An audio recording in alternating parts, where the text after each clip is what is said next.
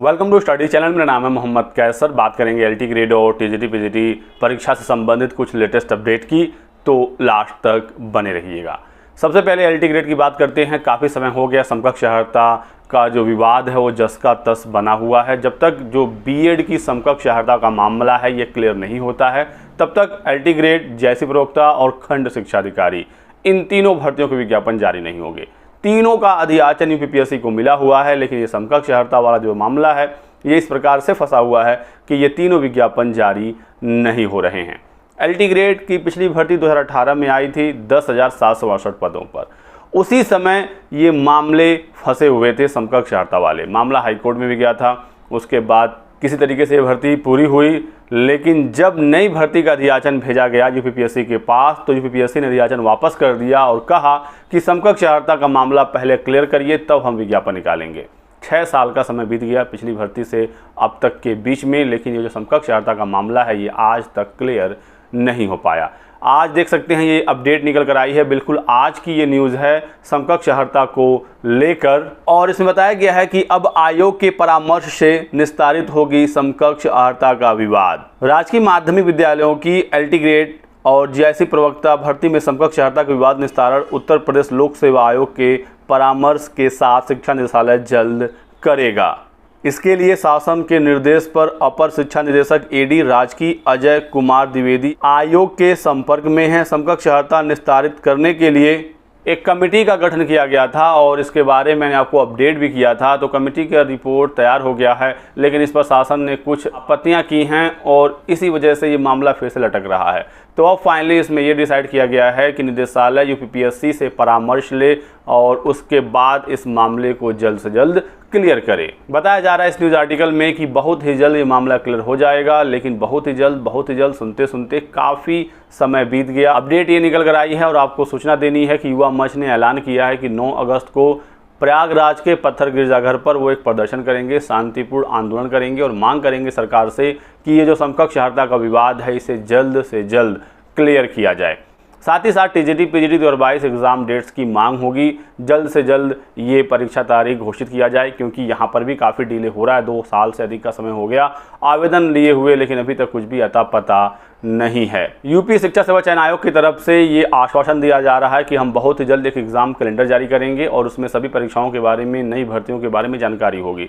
लेकिन कब तक ये एग्ज़ाम कैलेंडर आएगा कोई स्पेसिफिक डेडलाइन नहीं है। अगस्त बताया जा रहा है, लेकिन इसके बावजूद छात्रों को विश्वास नहीं है और 9 अगस्त प्रयागराज के पत्थर गिरजाघर पर जो ऑफिशियल जगह है आंदोलन करने का, वहां पर छात्र इकट्ठा होंगे और ये 2 प्रमुख मांगे होंगी। एलटी ग्रेड समकक्ष अर्हता और टीजीटी पीजीटी 2022 परीक्षा तारीखों का ऐलान। इसके लिए अब आयोग में जो भी कार्रवाई है वो जल्द से जल्द पूरा किया जाए। अध्यक्ष की नियुक्ति हो, उप सचिव की नियुक्ति हो, एग्ज़ाम कंट्रोलर आएँ और फिर मीटिंग वगैरह करके नए एग्ज़ाम कैलेंडर को जल्द से जल्द घोषित करें, जिसमें 2022 की असिस्टेंट प्रोफेसर और 2022 की टीजीटी पीजीटी परीक्षा के बारे में एग्जैक्ट इन्फॉर्मेशन हो। साथ ही साथ जो नई भर्तियां निकालनी है, जो भी अधियाचन वगैरह उनको मिलने वाले हैं, उसके बारे में भी इन्फॉर्मेशन नए एग्ज़ाम कैलेंडर में होना चाहिए। प्राथमिक शिक्षक भर्ती वाले भी छात्र, जो डीएलएड वाले स्टूडेंट हैं, वो भी इस धरना प्रदर्शन में शामिल होने वाले हैं और वो अपनी प्राथमिक शिक्षक भर्ती की मांग करेंगे। तो सबकी मांग यही है कि नए आयोग से विज्ञापन निकले, लंबित परीक्षाएं हों और जो बीएड वाला मामला है ये क्लियर करके यूपीपीएससी से एलटी ग्रेड जैसी प्रवक्ता और खंड शिक्षा अधिकारी का विज्ञापन जल्द से जल्द जारी हो। यदि आप भी प्रयागराज में हैं या आसपास के क्षेत्र से हैं तो आप थोड़ा सा समय निकाल कर यहाँ पहुँचिए और अपनी बात को सरकार तक पहुँचाइए, तो ही जाकर कुछ होगा। नहीं तो आप देख ही रहे हैं कि मामला काफ़ी ज़्यादा लंबा खींच रहा है। यूपी का ही पड़ोसी राज्य है बिहार, जहां पर लगातार भर्तियों पर भर्ती आ रही है। यदि सरकार चाहे तो कुछ भी हो सकता है। जो भी मामले हैं वो तुरंत निस्तारित हो जाएंगे, बस भर्ती देने का इच्छा होना चाहिए। आप देखिए बिहार में पिछले साल अगस्त से भर्ती की प्रक्रिया शुरू हुई थी। 2023 अगस्त में TRE 1 हुआ था और उसके बाद फिर TRE 2 हुआ, TRE 3 हुआ। एक बार परीक्षा का पेपर लीक हुआ, एग्ज़ाम कैंसिल हुआ, दोबारा से भी परीक्षा हो गई। तो 1 साल के भीतर 4 बार शिक्षक भर्ती की परीक्षाएँ हुई बिहार में। और अब TRE 4 की भी खबर आ रही है, TRE 5 की भी खबर आ रही है। TRE 4 में लगभग 1.5 लाख पद होंगे। TRE 3 का भी रिजल्ट इसी महीने अगस्त में ही आएगा। तो यदि सरकार चाहे तो चीज़ें हो सकती हैं बेहतर तरीके से, जल्दी हो सकती हैं। बिहार सरकार भी चाहे तो मामले को फंसा सकती है, क्योंकि TRE 3 का जो एग्ज़ाम हुआ है इसमें आरक्षण का मामला फंसा हुआ है। 65% बिहार में आरक्षण हुआ था, पटना हाईकोर्ट ने रद्द कर दिया, मामला सुप्रीम कोर्ट में गया। सरकार चाहती तो सुप्रीम कोर्ट के भरोसे बैठी रहती कि मामला जब क्लियर होगा तो देखा जाएगा, लेकिन सरकार रिजल्ट देने जा रही है जो पुरानी वाली व्यवस्था थी उसके अनुसार। तो यदि आप चाहें तो कुछ भी हो सकता है, नो चाहें तो फिर मामला ऐसे ही फंसता रहता है। और बिहार में जब भर्ती आती है तो सिर्फ प्राइमरी का या 6 to 8 का या 9 10th का 11 12th का इस प्रकार से अलग अलग नहीं आ रहा है। TRE 1 में देखिए तो 1 to 12 के पद थे, सिर्फ 6 to 8 नहीं था। फिर TRE 2 आया, इसमें सब के सब पद थे। TRE 3 में भी 1 to 12 के सभी पद थे।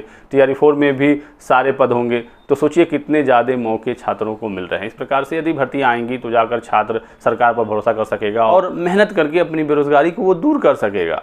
यहाँ पर एक एक सीट पर 200, 300, 600 की फाइट है और उसके बावजूद परीक्षाएं नहीं हो रही हैं, छात्र हताश हैं। तो आशा करते हैं कि सरकार जल्द से जल्द इन मामलों को क्लियर करेगी और 9 अगस्त के आंदोलन के बाद सरकार तक ये बात पहुंचेगी। हालांकि बात तो उन तक पहुंची ही है, बस इस पर एक्शन करने की आवश्यकता है। जो भी अपडेट आएगी आगे आपको बताया जाएगा। आप हमारे साथ जुड़े रहिएगा, वीडियो को लाइक कर दें, चैनल को सब्सक्राइब कर लीजिए और हमारे साथ बने रहिए। Thanks for watching.